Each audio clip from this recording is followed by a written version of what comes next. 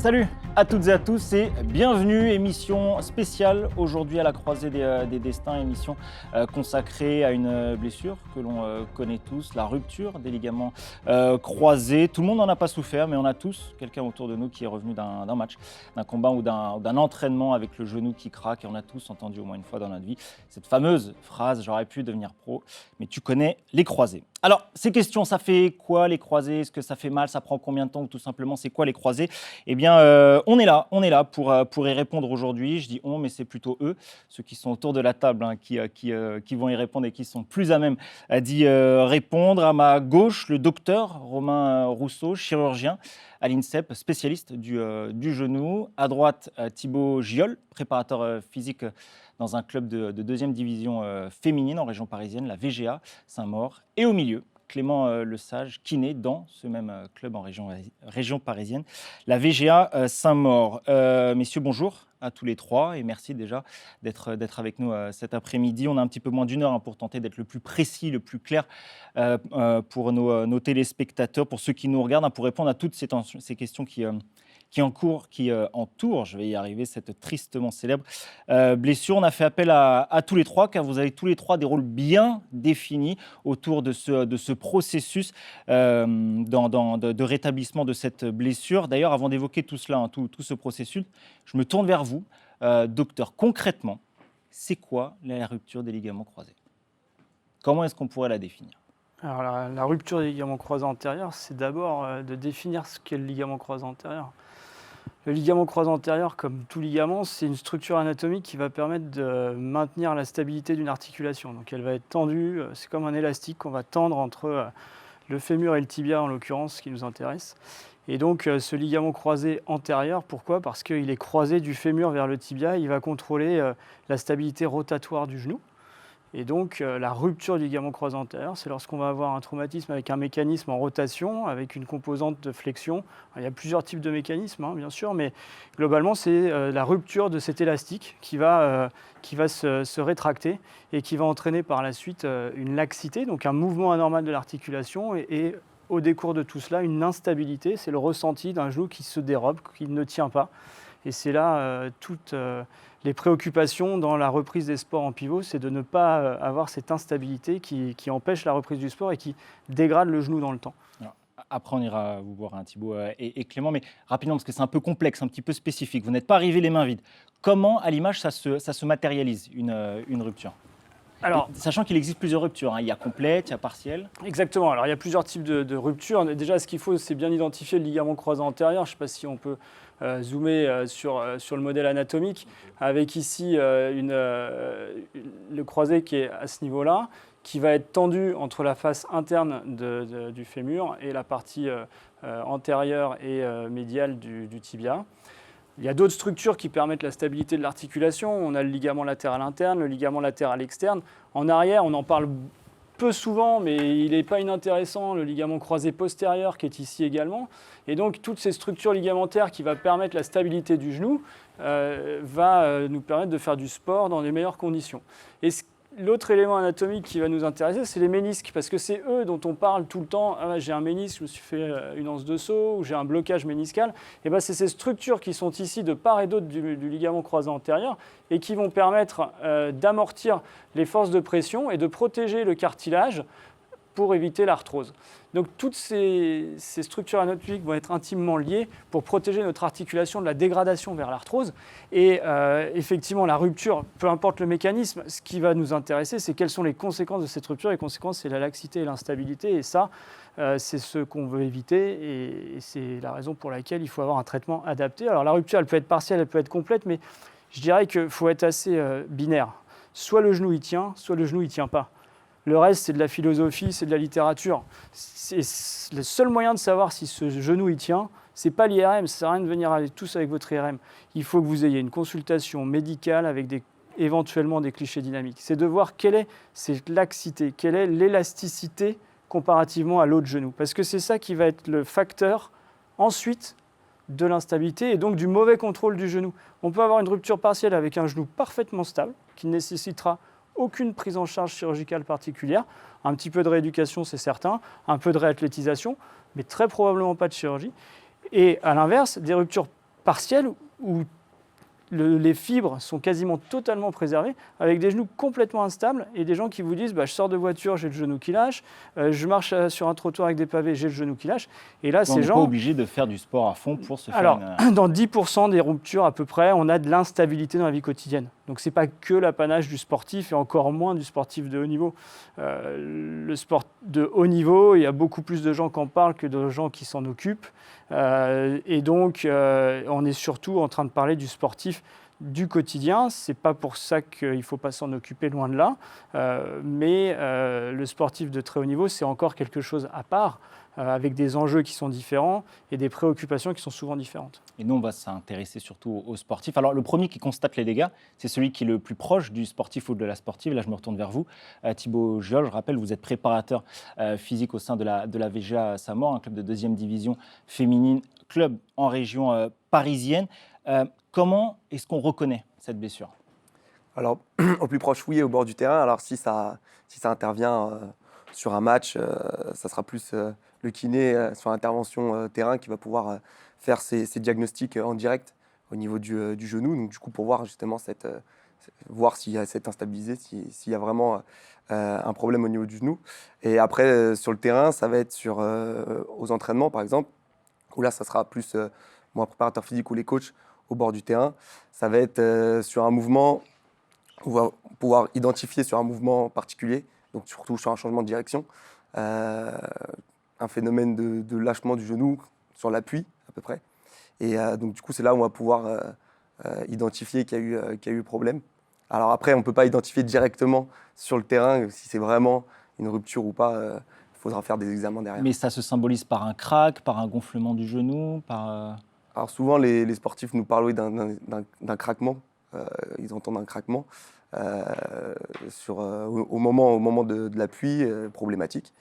Et du coup, à partir de là, il faut analyser, voir ce qui se passe et du coup, après, les diriger vers des examens complémentaires pour voir vraiment le problème en interne. Alors, on a parlé d'opération, mais comment on sait s'il faut opérer ou pas ? On n'est pas toujours obligé d'avoir recours à une opération pour une rupture des ligaments croisés. On en revient toujours à est-ce que le genou il tient ou est-ce qu'il ne tient pas ? Et donc effectivement, alors on n'est pas obligé de se faire opérer d'un ligament croisé antérieur. On a toujours un cousin, un frère, une sœur, le copain de ma sœur qui a eu un croisé, lui il ne s'est pas fait opérer, lui il s'est fait opérer. En fait, ce qu'il faut, c'est vraiment ce genou, est-ce qu'il tient, est-ce qu'il ne tient pas. Faire du sport en pivot, sport en rotation, avec des changements d'appui, tels que le football, le rugby, le judo, on ne peut pas le pratiquer sans ligament croisé antérieur. On va pouvoir faire 1, 2, 3 entraînements, une compétition peut-être, mais ce genou il va se dégrader très rapidement. Ça paraît anodin de dire on va faire de l'arthrose dans 5, 10, 15 ans, sauf que quand on s'adresse à des jeunes de 25 ans, l'arthrose dans 15 ans, c'est déjà une arthrose à 40 ans. Donc c'est considéré comme une arthrose précoce parce qu'aujourd'hui, l'arthrose, qui est l'usure du cartilage, la dégénérescence cartilagineuse, actuellement, on n'a pas de connaissances médicales pour reconstruire ce cartilage. C'est-à-dire qu'on débute notre vie avec un capital cartilage et ce capital cartilage, on va l'avoir jusqu'à notre mort et on ne sera pas capable de le régénérer. Et donc, il faut au maximum le préserver ce capital. Et le meilleur moyen de le préserver, c'est de stabiliser le genou si l'on souhaite reprendre des activités physiques. Mais il n'est pas rare, avec une adaptation, et là, le rôle du kiné va être aussi hyper important sur la reprogrammation du genou, le travail musculaire de proprioception, mais Clément nous en parlera probablement mieux, qui permet de reprendre un type d'activité, plutôt des activités dans l'axe, qui sont moins susceptibles de générer des instabilités que des activités en pivot. Mais j'ai des patients qui régulièrement me disent, vu l'enjeu et l'investissement pour une chirurgie en termes de temps, de rééducation, etc., j'ai compris, j'ai 45 ans, le ski, j'y vais plus, et puis j'aime bien l'aviron et la course à pied, ça me convient bien. Et avec un croisé antérieur rompu, dans une grande partie des cas avec une bonne rééducation, on peut reprendre des activités dans l'axe et des activités portées, le vélo, tout ce qui est de sport de rame, etc. On a parlé de kiné, voilà, ça y est, votre tour est arrivé, Clément Lesage. Concrètement, comment ça se passe, ce processus de réathlétisation ? Alors, il y a une première phase avant l'opération. On va essayer de reconditionner le genou. Là, je parle pour le sportif lambda, puisque le sportif de haut niveau, en général, ne bénéficie pas de cette période, puisqu'il se fait opérer directement. Mais on a une phase préopératoire et une phase post-opératoire où sur une durée indéterminée. On va suivre le sportif la plus rapide possible, bien sûr. On va suivre le sportif dans sa rééducation, de sa reprise d'appui à son retour sur le terrain juste avant de le lâcher avec Thibaut. Quelle est la première question que vous pose, j'allais dire le sportif, mais le patient, du coup, parce que c'est un patient quand il vient vous voir. Quelle est la première question qu'il vous pose? Pour combien de temps j'en ai? Et vous lui répondez quoi? On verra. Et est-ce qu'on peut faire une moyenne générale ou vraiment chaque cas est unique? Chaque cas est unique. Après, il y a des phases. Il y a plusieurs phases dans la rééducation. On essaie de découper ça. On se détache du temps parce que le temps, ça sera forcément du retard. Annoncer quelque chose, c'est ensuite essayer de ramer pour expliquer qu'il y a des fois une semaine de retard sur le planning. On verra. On verra. Dans tous les cas, tout le monde, la pensée commune, c'est que c'est entre 6 et 8 mois, entre 6 mois pour la reprise sur le terrain sans contact, jusqu'à 8 pour la reprise à la compétition. C'est des valeurs moyennes que de toute façon, coach, sportif, entourage, patient attend. De temps en temps, ça va un peu plus vite. De temps en temps, c'est un peu plus long. Mais même si ça va plus vite, il faut quand même prendre son temps et être de retour au mieux de ses performances. Ouais, on va s'en rendre compte, c'est très intéressant. On a eu 3 témoignages bien différents, c'est pour ça que c'est aussi intéressant. On verra ça dans quelques minutes. Tout d'abord, je vais vous poser à tous les 3 la même question. Peut-être vous n'avez pas la même réponse. C'est pour ça, est-ce que, selon vous, docteur, c'est la pire blessure pour un sportif? Non. Le vécu de la blessure, il est propre à chaque sportif. Donc on peut avoir une blessure qui anatomiquement paraît banale et qui va arrêter une carrière. Elle va être terrible pour le blessé. Et puis parfois, on voit des choses incroyables avec des luxations de hanches ou des traumatismes du rachis qui finalement permettent aux sportifs par la suite de revenir. Et donc, le vécu de la blessure, il est très difficile à juger en termes de gravité. Une chose est certaine, c'est que ligament croisé antérieur égale arrêt long de la carrière. C'est-à-dire que pendant globalement une saison, on ne va pas être à son meilleur niveau. Donc, à ce titre, en tout cas sur le sport professionnel, c'est un enjeu majeur parce que dans le sport professionnel, qui dit une saison, dit beaucoup d'argent de perdu. Et donc, c'est en ça que c'est popularisé, entre guillemets, le ligament croisé antérieur avec la professionnalisation du foot puis du rugby, où ça représentait un coût économique dans une économie du sport qui était non négligeable. Selon vous, Thibaut, c'est la pire blessure pour un sportif? Alors, pareil, je ne dirais pas que c'est la pire parce que toute blessure va être problématique. Je rejoins le docteur quand il dit que ça va être une longue période et donc du coup une longue période d'inactivité, surtout sur le membre inférieur. Donc dans le sport collectif, que ce soit football ou rugby. Le problème de ça, c'est que ça va engendrer des pertes de qualité sur les autres qualités physiques, que ce soit cardio-pulmonaire, que ce soit au niveau métabolique ou bien même musculaire. Donc en fait, ce qui va être compliqué, ça va être cette gestion-là, de maintenir un niveau, je dirais, moyen du sportif pour la reprise derrière. Ce qu'on veut, c'est que le sportif revienne vite, mais ce qu'on veut surtout, c'est qu'il revienne au mieux pour éviter la récidive. Donc du coup, voilà, c'est ce qui va être compliqué avec ce genre de blessure, c'est l'inactivité que ça va engendrer, que ça soit post-opératoire. Et donc du coup, essayer d'adapter l'entraînement pour essayer de retarder au plus le désentraînement de toutes les différentes qualités physiques pour ce sport. Et donc du coup, voilà, c'est surtout ça, cette gestion-là, qui va être compliquée, et particulièrement sur ce genre de blessure. Clément, même question. En théorie, je dirais non, parce que c'est quand même quelque chose d'assez cadré, d'assez connu. Et d'un point de vue extérieur, quand on prend en charge quelqu'un, ça ne fait pas peur. On n'est pas dans quelque chose de chronique. Voilà, le chemin est long, mais le chemin est connu. Il y a quelques embûches, mais on le connaît. En pratique, c'est quand même une blessure où, chez une population non sportive de haut niveau, c'est 1 sur 2 de non-retour au niveau antérieur. Et chez les sportifs pro, on est à 80% à peu près. Donc il y a quand même, chez tout un chacun, il y a quand même 1 personne sur 2 qui ne revient pas à son niveau d'avant. Donc ça fait quand même beaucoup. Donc en pratique, c'est quand même une blessure importante, mais dans son aspect global, pas uniquement anatomique, dans sa répercussion mentale, dans des questions qu'on va se poser.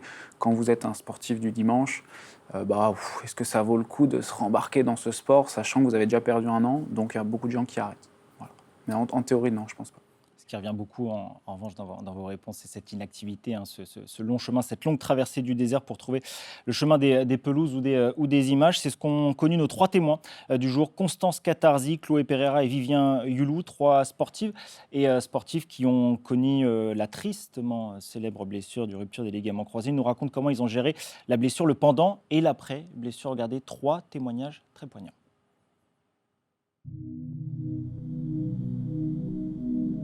Il y a 9 mois, maintenant, je me suis faite comme une grosse blessure. J'ai fait mon croisé. Du coup, j'étais en train de reculer et mon genou m'a abandonné. La seule chose que je me rappelle, c'était que je sentais mon genou qui se pliait dans le mauvais sens, sur le côté, et je sentais une douleur incroyable, quoi. Pour mieux voir ce que j'avais, on a fait un IRM. Et c'est en est sorti que j'avais rupture complète du croisé antérieur et rupture complète du collatéral médial. Mais on n'avait pas vu le ménisque. Donc du coup, on l'a su seulement quand le chirurgien est rentré dans mon genou. Et vu mon tempérament, je ne suis pas trop patiente, donc je savais que j'allais devoir apprendre la patience. À cause de ce traumatisme, j'ai perdu la connexion entre mon cerveau et mon quadriceps. Donc ça veut dire que quand j'essayais de contracter mon quadri, impossible de le contracter. Je contractais autre chose, ou je contractais mon pied ou mon mollet ou mes ischios. Il y a un moment où en fait j'en faisais trop. J'étais trop concentrée sur mon genou et en fait je prenais plus de masse parce que j'avais mal. Et mon chirurgien m'a dit stop, là tu arrêtes parce que ton genou il n'en peut plus. Tu t'es pas arrêté une seconde, normalement j'aurais dû prendre du repos. Moi j'ai voulu tout de suite impatience. Du coup je voulais reprendre direct. Du coup j'ai profité de ces 15 jours pour ne plus penser à mon genou et j'ai pu faire un stage de kiné à Nice. Et là, 15 jours après, incroyable, plus de douleur. Monter, marcher, descendre les escaliers, aucune douleur. Je pouvais même presque sauter. Il m'a sauvé la vie. Peut-être j'ai un petit peu d'appréhension quand je vais vers l'arrière, donc en retraite, parce que c'est comme ça que je me suis fait mal. Mais sinon, j'ai su avoir une sûreté grâce à la genouillère. Puis, dans un peu de temps, je vais pouvoir l'enlever, mais psychologiquement, c'est vraiment un aide, quoi. Là, l'objectif, c'est reprendre des jambes, parce que le mental, il est là. J'ai qu'une envie, c'est reprendre, parce que j'ai une faim. Là, il n'y a plus personne qui va marcher sur ma tête, ça c'est sûr. Ça c'est sûr. Alors je me suis fait une rupture du ligament croisé antérieur du genou droit en juin 2018. En fait, ma sœur jumelle, elle s'était fait déjà les croisés une fois en fait, avant moi, 1 an avant. Et elle m'avait un peu décrit la sensation. Et du coup, je me suis dit, c'est sûr que c'est ça. Enfin, je sais pas comment expliquer. En fait, c'était un peu ma phobie de me faire les croisés. Et quand je me suis fait tacler, je sais pas, j'ai ressenti ça. Et petite anecdote assez drôle, ou pas, ma sœur jumelle s'est refait les croisés 2 mois après. Du coup, on était un peu synchro, quoi, sur la blessure. Je pense que ça dépend en fait des gens. Mais je trouve qu'elle est très banalisée parfois. Je pense qu'on ne réalise pas forcément que quand le sport, ça prend vraiment une place énorme dans la vie. Quand c'est totalement mis à l'écart, ça fait vraiment un vide immense. Enfin, moi, j'ai trop besoin de ça pour me sentir bien. Et là, vraiment, c'était compliqué. Après l'opération, là, après, c'est le fait d'être partie chez un kiné aussi... vraiment super, un spécialiste du genou. Du début à la fin, il était encourageant, il donnait des super bons conseils et j'avais toujours l'impression d'évoluer, de progresser en fait, de jour en jour et pas de régresser. Et ça, je pense que c'est vraiment important. Et même, j'ai pu aussi à côté regarder un peu plus de foot parce que je ne regardais pas énormément, c'est vrai. Donc je regardais beaucoup de matchs et en fait, j'ai vraiment appris. J'ai repris 1 an et demi après, parce que j'avais vraiment peur de me les refaire. Je sais qu'avant mes croisés, j'étais beaucoup plus agressive au niveau du duel. Et maintenant, je sais que c'est un peu mon défaut. Je vais peut-être moins au duel et je pense que c'est peut-être dû à ça. Je pense que ça revient petit à petit, mais ça prend quand même du temps.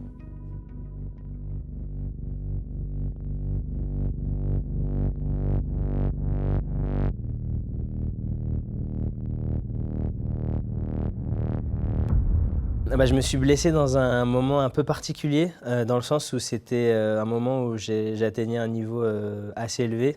Mais malheureusement pour moi, j'ai pas eu une opération du croisé très efficace, on va dire. Donc, le croisé a été bien reconstruit, mais disons que j'ai gardé des douleurs et des instabilités que j'avais pas avant, en fait. J'étais en centre de rééducation, donc j'ai eu de la chance. Étant donné que mon sport n'est pas du tout un sport officiel, en fait, j'ai été obligé de faire de construire un petit peu mon processus médical par moi-même, enfin de le surveiller par moi-même en gros. De mon expérience, moi j'ai eu quelqu'un mon chirurgien a pas vraiment été à mon écoute. Donc quand je lui ai dit après l'opération que je sentais pas mon genou très stable, etc., que j'en ai parlé à mon kiné, qui m'a renvoyé vers mon chirurgien et que la seule chose qu'il avait à me dire c'est que c'était dans ma tête et que tout allait bien, que le ligament était stable, bien accroché, etc. En fait, j'étais juste complètement démuni, je ne savais pas quoi faire. Et j'ai essayé de le croire, en fait. Le jour où j'ai repris vraiment à 100%, où je me suis dit je me limite plus, je me suis reblessé le ménisque exactement dans l'instabilité que je craignais, en fait. Dans la tête, ça peut vouloir tout et rien dire. Il y a effectivement l'état d'esprit dans lequel on est. Je pense que ça va avoir un impact sur nos performances et celles de notre corps, donc la capacité de notre genou à tenir ou pas. Mais il y a aussi le fait d'être dans le bon état d'esprit. C'est qu'est-ce qu'on met en place chaque jour pour pouvoir retrouver des performances correctes. Et c'est dans ma tête aussi d'une manière négative parce qu'à chaque fois que je vais lancer une acrobatie qui me fait peur, je vais y penser en fait. C'est là, il faut juste combattre cette pensée tous les jours, tout le temps.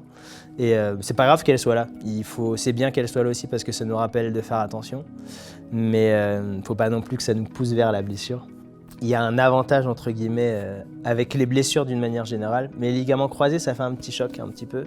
C'est que moi, ça m'a fait prendre conscience à quel point il fallait que je considère mon corps et qu'il faut que j'apprenne à dealer avec lui. On est deux entités un petit peu séparées et il faut que je lui donne, donc il faut que je le fasse travailler pour le protéger. Et lui, en échange, il me donne la capacité de pouvoir faire mes acrobaties que j'aime. C'est dans ma tête tout le temps, ouais. C'est tout le temps là.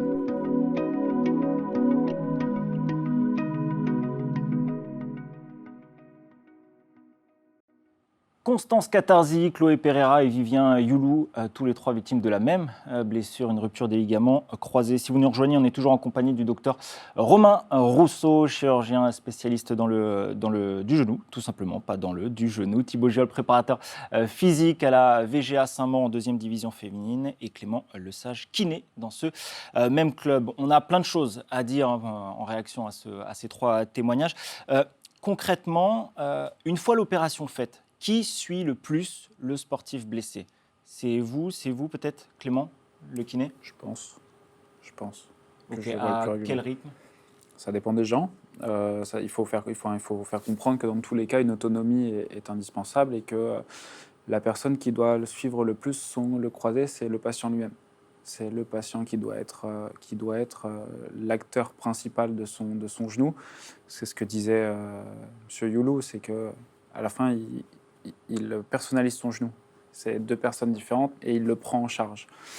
On drive, on guide 1-2 fois par semaine pendant X mois, mais la personne qui est la plus à même de suivre son croisé, c'est le patient lui-même. Est-ce que ça vous arrive de travailler tous les trois ensemble ou de communiquer, de vous appeler, peut-être un petit peu moins vous, docteur, je ne sais pas, mais je pense, alors vous êtes dans le même club, mais vous êtes très souvent peut-être main dans la main lorsque vous vous occupez d'un même patient? Oui, effectivement, on va suivre le patient en même temps. Donc, comme dit Clément, sur la première partie, ça va être surtout le kiné qui va prendre en charge l'athlète, sur tout ce qui est réadaptation au niveau du genou.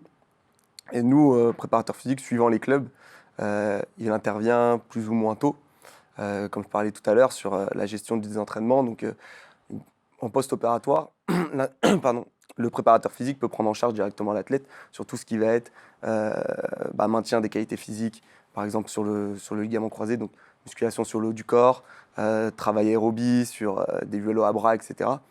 Mais tout ce qui va être sur le membre lésé, ça va être le kiné. Le kiné qui va prendre tout ça en charge. Et on va vraiment avoir une intervention au niveau du genou et au niveau du patient sur cette pathologie-là, qu'une fois que le sportif est à même de courir en ligne, qui a déjà commencé un petit peu tout ce qui travaille de saut avec le kiné, c'est là qu'on va vraiment le prendre en charge sur le terrain. Donc c'est vrai que le plus de temps en présentiel va être avec le kiné. Une fois l'opération terminée, docteur, il y a un suivi de votre côté? Oui, complètement. C'est-à-dire qu'il y a un accompagnement pour la reprise. En tout cas, moi, j'aime bien suivre les patients jusqu'à la reprise sur le terrain. Alors effectivement, chacun intervient pour revenir sur... on communique tous ensemble. Et avec Clément, on se téléphone souvent, il y a un lien qui est fait, où est-ce qu'on en est. Là, il y a un petit coup de mou, on va revoir. Quitte à avancer une consultation de contrôle parce que ça ne va pas trop.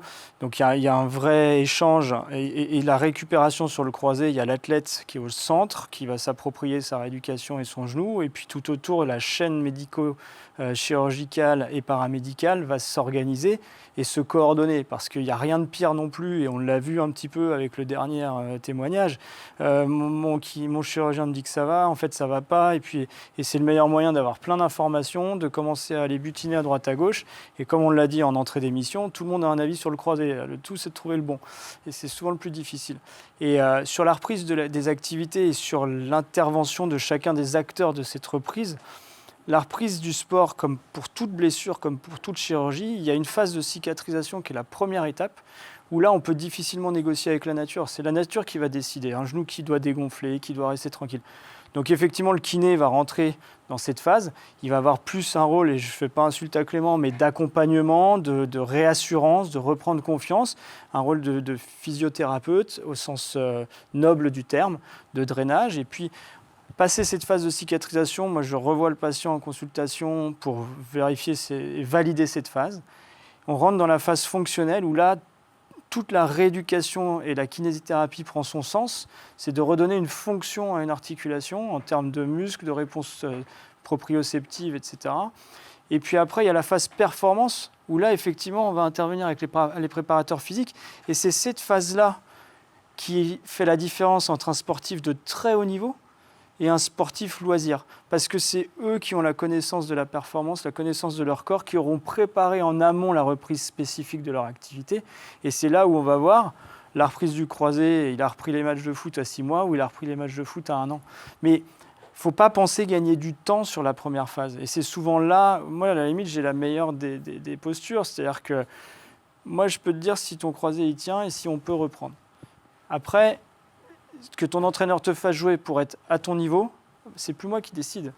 C'est un problème de sélection, c'est le problème du sport de très haut niveau, c'est le problème du sport dans sa globalité. Donc, et chacun intervient. Donc la première phase, c'est vraiment chirurgical, parce qu'il y a encore des risques de complications, la cicatrice, tout ça. Et puis ensuite, il y a la phase de médecine du sport, médecine fonctionnelle, en partenariat et en lien étroit avec le kinésithérapeute. Et ensuite, le médecin du sport d'équipe, qui n'est pas là aujourd'hui, il va être un peu le chef d'orchestre et articuler l'ensemble de ces acteurs pour finir avec la partie réathlétisation, remise sur le terrain et préparation physique, où là, on va aller chercher la performance. Il y a un aspect qui revient beaucoup dans les témoignages qu'on a entendus, c'est l'aspect mental. Si j'en crois le docteur Rousseau, c'est plus vous qui êtes à même de vous occuper de ça, Clément? Parce qu'on suit beaucoup, parce qu'on est présent. Dans certains clubs, vous avez des préparateurs mentaux, vous avez un encadrement plus complet, mais de par notre présence, la plupart du temps, oui, on suit les hauts et les bas de morale de l'athlète qui arrive forcément et qui conditionne, je pense, la reprise. Parfois, c'est le plus dur à gérer? De temps en temps. Pas le plus souvent, mais quand c'est un frein, c'est un vrai frein.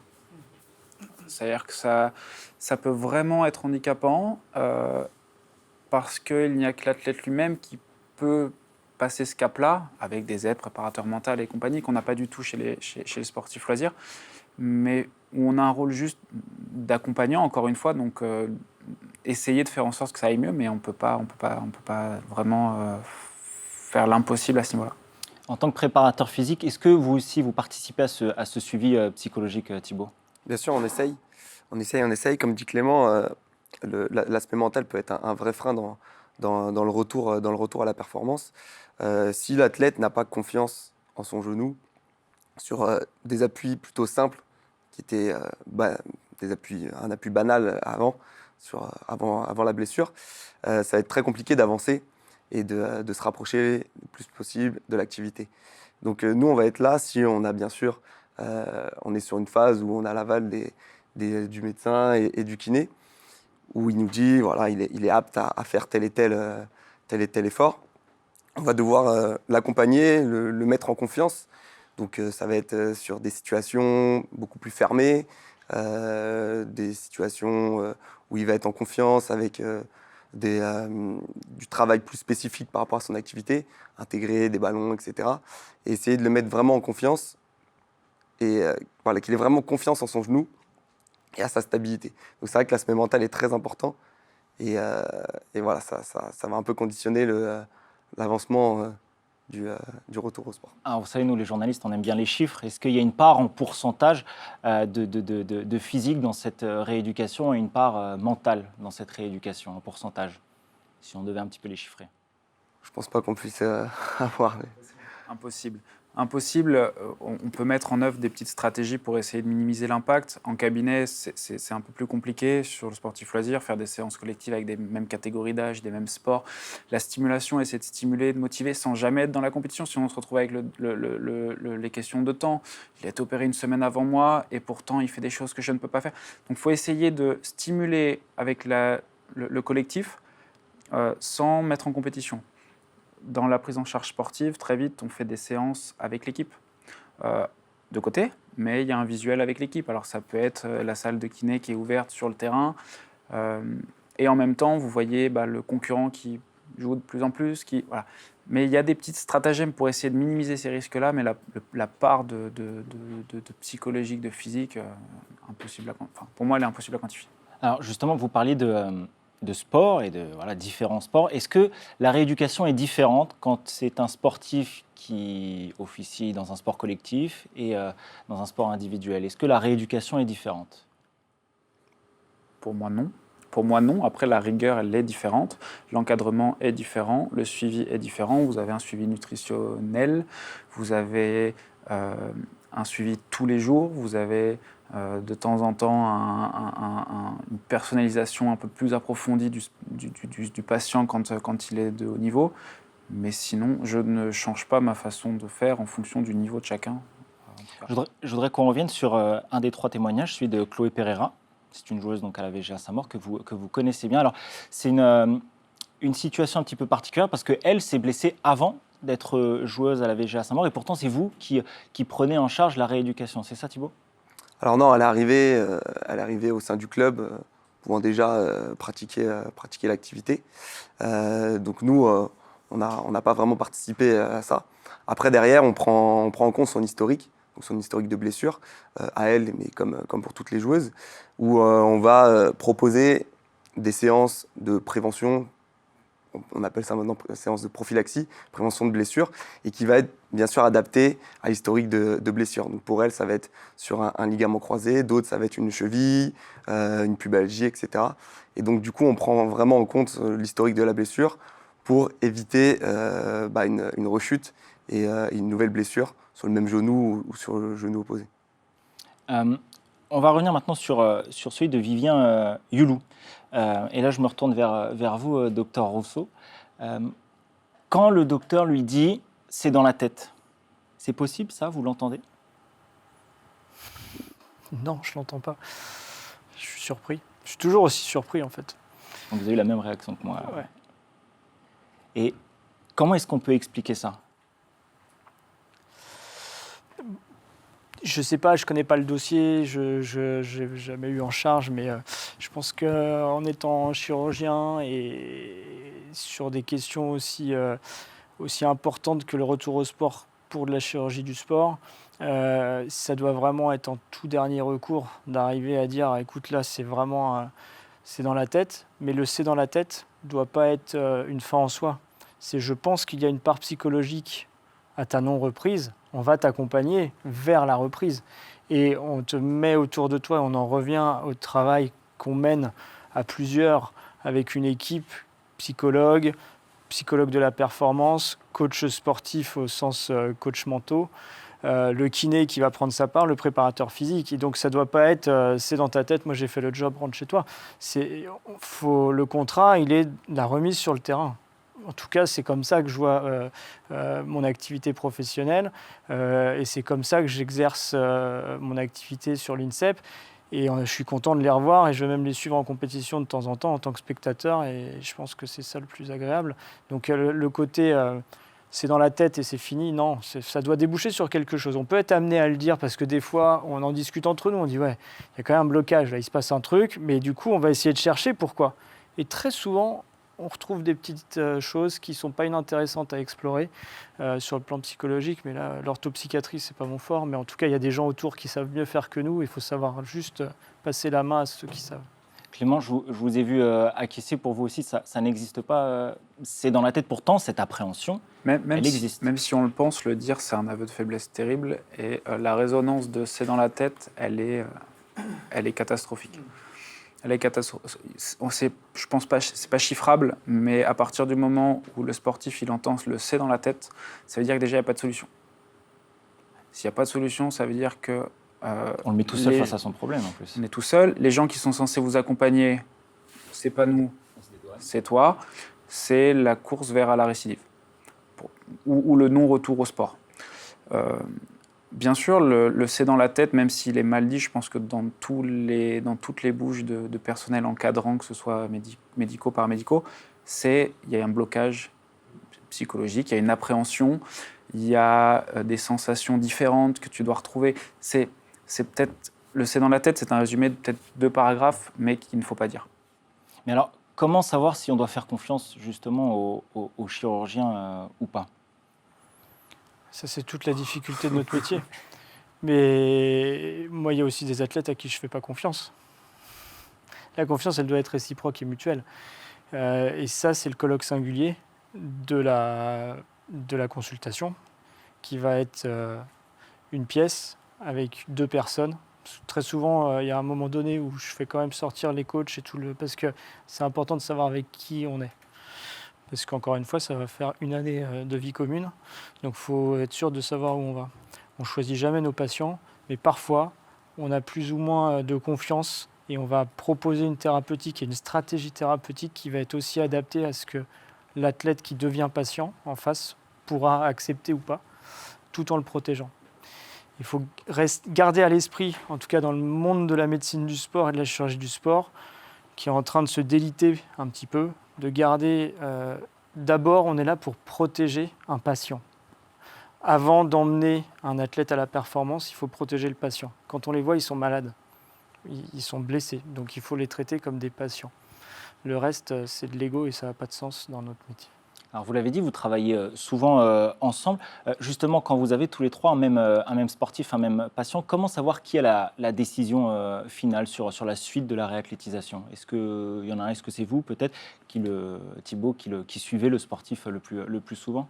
Alors, moi déjà, comme je disais tout à l'heure, je vais intervenir quand le patient, le sportif, peut vraiment repartir sur le terrain. Donc on parle de course en ligne, travail de course très légère, à basse intensité, où là, il y aura eu forcément un feu vert du chirurgien ou bien du kiné. Donc à partir de là, nous, on a le feu vert là-dessus. Derrière, on va pouvoir mettre en place des stratégies pour aller chercher tout ce qui est le travail de changement de direction, monter en intensité, etc. etc. Et au fil de tout ce qu'on va mettre en place, on va cocher des cases sur certaines choses. Et là, on va se mettre en lien avec le kiné. Est-ce que tu as vu ça ? Ça y est, on peut intégrer ça, etc. etc. Et donc, au fur et à mesure, on va valider en fait, ensemble les différentes étapes. Et après, sur la reprise vraiment collective, avec et sans contact, c'est vraiment, je pense, une décision à prendre tous ensemble sur tout ce qui est kiné, médecin du sport, qui est vraiment en lien avec tout le monde, et le chirurgien. Je voudrais aussi revenir sur une phrase que nous a donnée Chloé Pereira. Cette blessure, elle est banalisée. C'est vrai que quand on lit un peu les journaux, quand on lit les interviews, on a l'impression que pour un joueur professionnel, une rupture des ligaments croisés, c'est 5-6 mois et après on peut reprendre la compétition. Est-ce que, selon vous Clément, les gens ont conscience que ça peut prendre du temps, et j'insiste, beaucoup de temps? C'est 5-6 mois de quoi? De travail, de difficultés, de haut et de bas, de rigueur, de transpiration, de peut-être un petit peu de douleur, mais c'est tout le package de 6 mois. C'est pas 6 mois, je prends 6 mois de congé et ça va aller. Donc c'est ce que représentent ces 6 mois. Est-ce que c'est banalisé? Non, je pense pas. Je pense pas. Je pense pas que ce soit banalisé, mais je pense pas quand on se blesse, on mesure ce que représentent ces 6 mois-là. C'est pas 6 mois farniente. C'est 6 mois de retour à la performance. Docteur, je vous pose la question parce qu'on en a un petit peu parlé avant l'émission. Est-ce que vous trouvez qu'on dédiabolise un petit peu trop cette blessure? En fait, la banalisation, c'est le fait de sa fréquence et de la médiatisation dans un certain nombre de journaux, parce que c'est vrai que ça parle à tout le monde, ce ligament croisé antérieur. Donc, il ne faut pas le banaliser dans la gravité. Il y aura toujours un avant et un après rupture du croisé. Même si on revient à son meilleur niveau, ce ne sera jamais un genou complètement normal. C'est des genoux qui ont été impactés directement. Il y a une empreinte physiologique du traumatisme initial et ce n'est pas anodin. Et donc cette empreinte, elle va, même si elle permet de finir une carrière, de faire des belles carrières, de continuer à être performant, eh bien on va les revoir après, quand là on n'est plus dans l'équipe, mais des vieux médaillés olympiques de 50 ans, on en voit tous les jours. Et donc ça reste un événement extrêmement important dans une carrière sportive. Le fait de le banaliser, c'est qu'il ne faut pas tomber dans un phénomène d'accessite au très haut niveau, quoi. Si tu n'as pas fait ton croisé, c'est que tu n'as pas fait ta carrière. Et de la même manière, ça ne doit pas être un refuge pour un arrêt de carrière pour mauvaise performance. C'est-à-dire que c'est aussi, de toute façon, j'ai un croisé, donc j'ai dû m'arrêter.